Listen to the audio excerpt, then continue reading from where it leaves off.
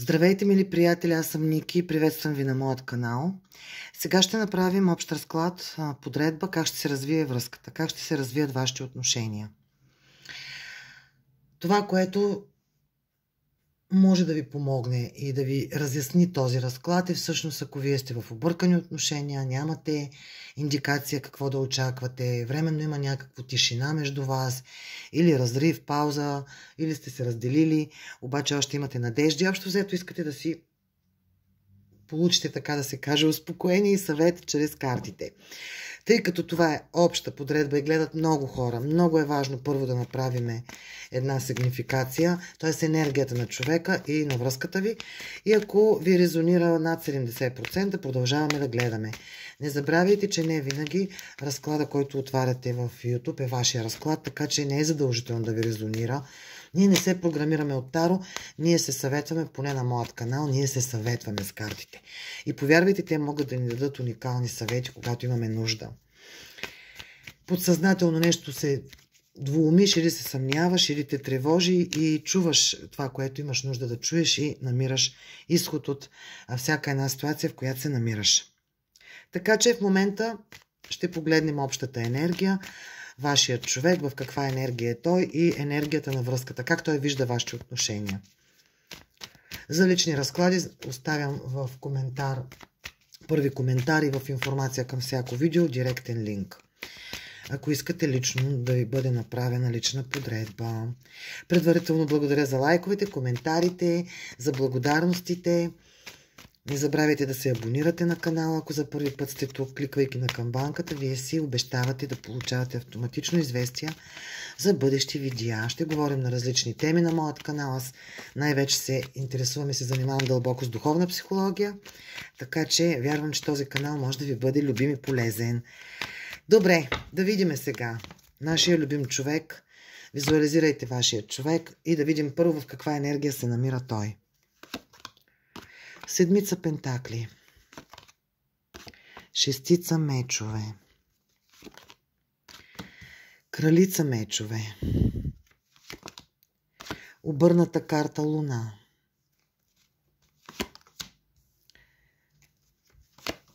четворка пентакли и кралица жезли. Тук излязоха две женски фигури. Така, тъй като ние в момента реално търсим енергията, нали? Ще разказвам всичко, което виждам по картите, тъй като пак казвам, гледат ме много хора. При някои частично нещо може да съвпада, при други повече, по-малко, но наистина карти Таро могат много обширно да опишат една ситуация, когато човек умее да ги свързва и да ги почувства. И така, реално по седмица пентакли това е мъж, който в момента е в енергията на изчакването, наблюдение, съмнение, изчакване. Той буквално стои и гледа дали нещо ще се промени от само себе си. Не бърза, не натиска, но и не се отказва. Това е енергия на човек, който ви наблюдава отстрани. Мисли, но не прави големи крачки или не прави никакви крачки. По шестица мечове той се опитва да се отдалечи от някаква болка, от някакъв проблем, от някакъв конфликт или от тежка емоция реално. Това е мъж, който в момента иска спокойствие. Опитва се да напусне старото, да избяга от драмите, да се отдръпне от това, което го е наранило. Така че да, той е дистанциран, но не е приключил. Кралица мечове е женската първа фигура, която излиза, която е логична, студена или остроумна.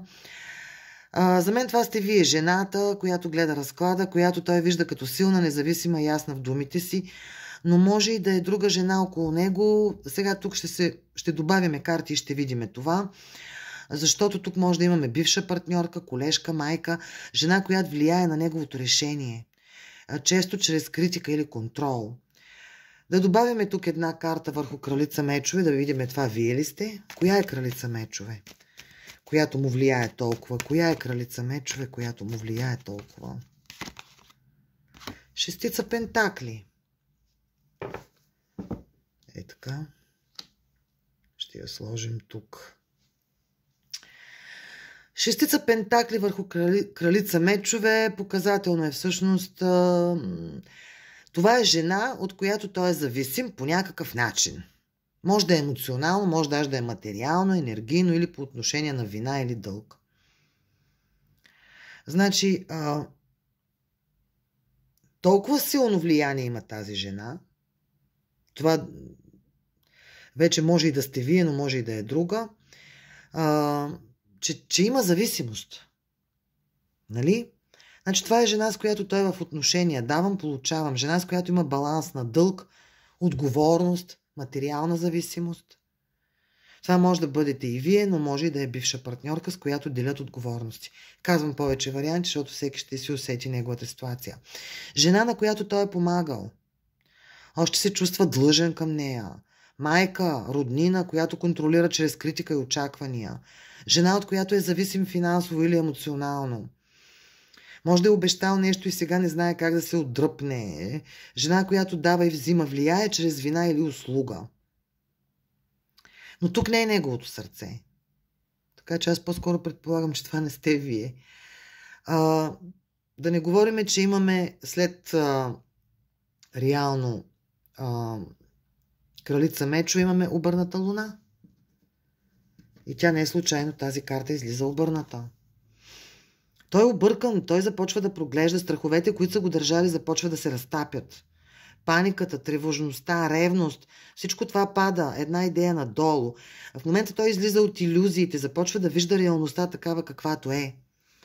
Четворка пентакли показва, че това е мъж, който ви държи и не може да ви пусне. Държи ви в сърцето си, не ви пуска, може да е ревнив, собственически настроен, но със сигурност не се е отказал от вас. Това е енергия на човек, който се страхува да не ви загуби, затова се държи на дистанция. Парадокс, но точно така се случва.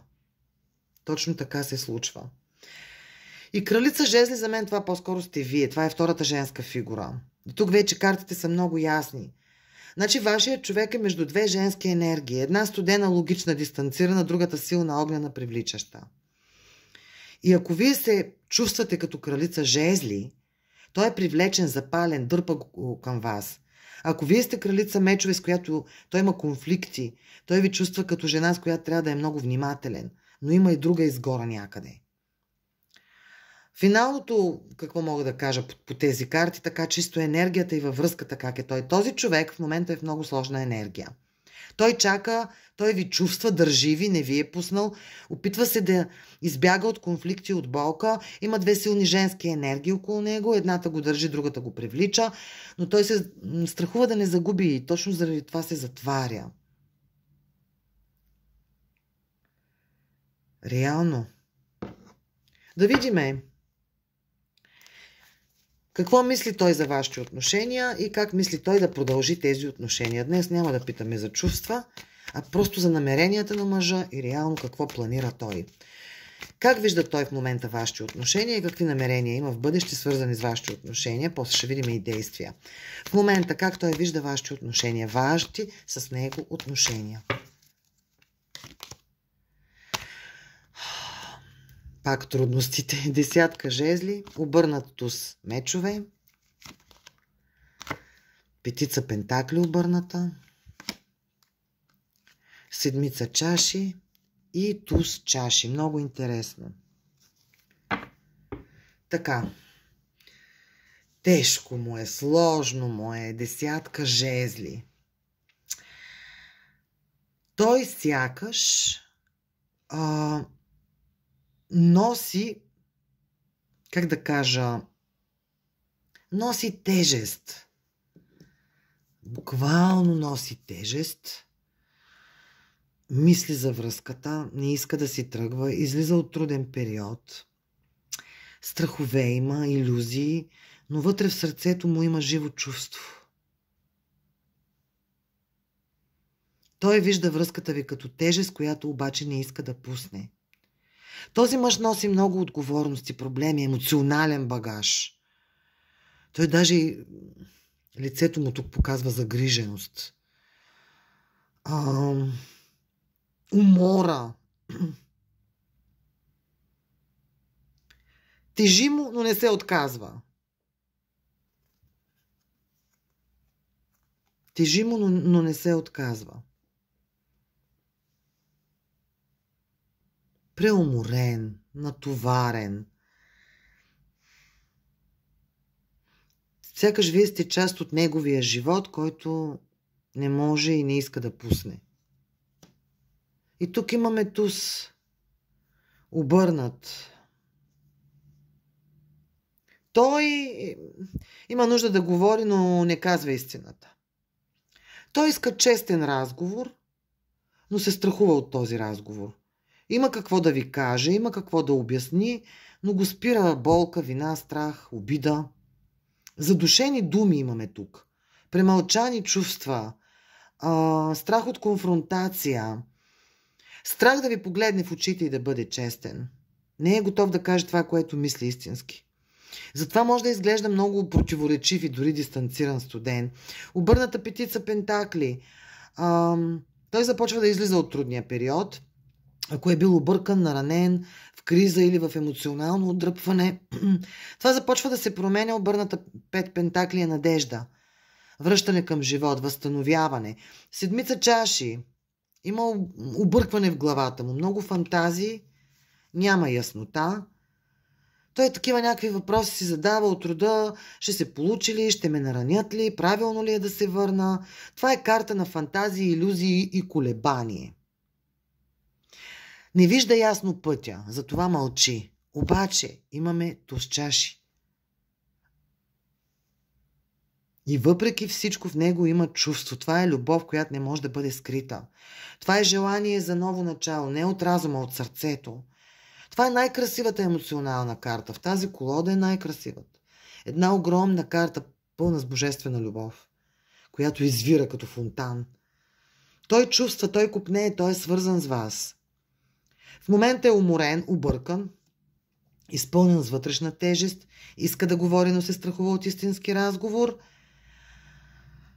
премълчава, задържа, крие емоции, страхува се от конфронтация, излиза от труден период, но още няма яснота в ума си и в сърцето му има чувства, нежно желание да бъде с вас. Да видим какво възнамерява той да направи и как ще се развие връзката в близките месеци. Какво възнамерява той да направи? Карта Слънце. 5 жезли обърната. Карта Правосъдие обърната. И двойка мечове. Той иска да сте щастливи, да започнете на чисто. Някои дами, които ме гледат, може да иска и дете да му родите, или ако сте майка на детето му, това много силно го свързва с вас. Иска да се върне към вас с лекота и с яснота, да му стане светло на душата, защото вие сте радост за него. Слънцето е намерение за сдобряване, контакт, сближаване. Обаче имаме и обърната петица жезли. Той повече не иска конфликти, не иска спорове. Това е мъж, който иска да избегне всячески разправиите, своята собствена защитна реакция да избегне. Той иска спокойствие и мир. Той се отдръпва от страхове. И обърнатото правосъдие, тук вече виждаме причината за неговото задържане. Това е мъж, който се страхува от разговор за истината. Може би се страхува да си признае своята отговорност, да каже това, което трябва да бъде казано, и точно това го блокира да направи крачка. И двойка мечове, ето е картата на блокажа. Реално той си крие сърцето, той крие чувствата си. Не иска да си признае нито пред вас, даже и пред себе си. Общото послание е, че възнамерява да се приближи към вас с топлина и яснота. Иска мир, иска спокойствие, но се страхува от сериозен разговор. Страхува се да поеме отговорност и затова в момента е в този блокаж. Слънцето обаче е първата карта, която излезе, което означава, че позитивното действие е неизбежно. Той ще направи крачка. Така или иначе. Но голямото изясняване още го плаши, така че може да има още време тишина. В близките месеци как ще се развие връзката, действията от него. Девятка пентакли обърната. Ето го и него, краля на жезлите. Четворка жезли. девятка мечове и осмица жезли обърната. Той започва да усеща липсата ви. Започва да му тежи самотата. Да му липсва вниманието, енергията, която сте му давали, сигурността. Не се чувства добре сам. Това е, което мога да кажа. Усеща празнота. Така че тук имаме началото на неговото връщане. Краля на жезлите. Мъжът, който действа. Това е човек, който ще се събере, ще се мобилизира и ще поиска да бъде мъжът във връзката. Виждам инициатива, страст. За него това е момента, в който започва да мисли как да се върне. Контрол, близост, връзката към вас. Това е карта на човек, който взима решение да се върне. И това е много добра карта за развитието на отношенията. Ето тук я слагам да я видите. Сближаване, споделени моменти, дори празник. Среща, реална среща, която носи радост и усещане, че пак сте вие. Обаче преди това, при всички случаи, той ще мине през силна вътрешна тревожност. Безсъние, притеснение, мисли, страх. Ще ме приемат ли, ще ми се сърдят ли, дали още съм виновен, много ли сбърках. Нали, може да се страхува той самия да не бъде наранен. Това е вътрешния му страх, който го дръпа назад. И осмица жезли обърната реално. Леко забавене виждам аз. Той ще се върне, но няма да е импулсивно и няма да е веднага. Няма да е в следващите няколко дни, примерно. Движението е на лице, просто с пауза, с притеснение, с обърканост. Така че в следващите месеци той ще започне да усеща липсата все по-силно. Виждам среща, сближаване, топъл контакт, но при това има период на вътрешна тревожност и реалното действие идва малко по-бавничко. Ще направи стъпка, ще се сближите, ще се видите, просто не е това примерно тези дни или тази седмица. Искам да поискам сега съвет за вас. Какво може вие да направите, за да се подобрят нещата между вас? 3 карти само ще изтеглям. Шестица чаши. Карта смъртта. И карта умереност. 2 големи аркана. Така, тук посланието е много искрено, аз бих казала. И много чувствено. Какво да направите, за да се подобри връзката? Значи,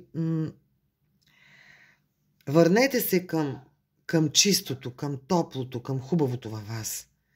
Това е карта на добротата, на мекотата, на спомените. Съветът е да бъдете топли, автентични, женствени, да не сте твърди, груби, да не влизате в позицията на наказващата. Той реагира много силно на вашата мекота, на вашата светлина, на вашата нежност. И тук идва големия урок. Таро ви моли да оставите стария модел, горчевината, страхът, контролът. Това желание за обяснение няма смисъл. Смъртта не е край, тя е освобождаване. Пускаме старото, за да се роди новото. И карта умереност. Ангелската енергия. Бъдете умерени, спокойни, балансирани. Не го притискайте, не настоявате, не искайте от него да се промени веднага. Нали? Обвинения за миналото също нямат смисъл. Само му натяквате колко не вярвате в него.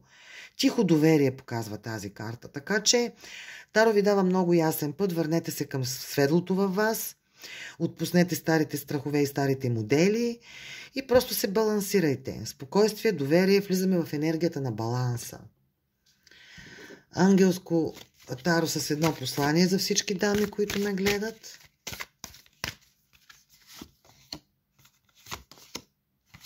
Това, което искате, ще се случи. Отговорът е да. Тук има продължение. Тази връзка не е приключила. Тук има шанс за вас. Аз съм Ники. Прегръщам ви и до скоро.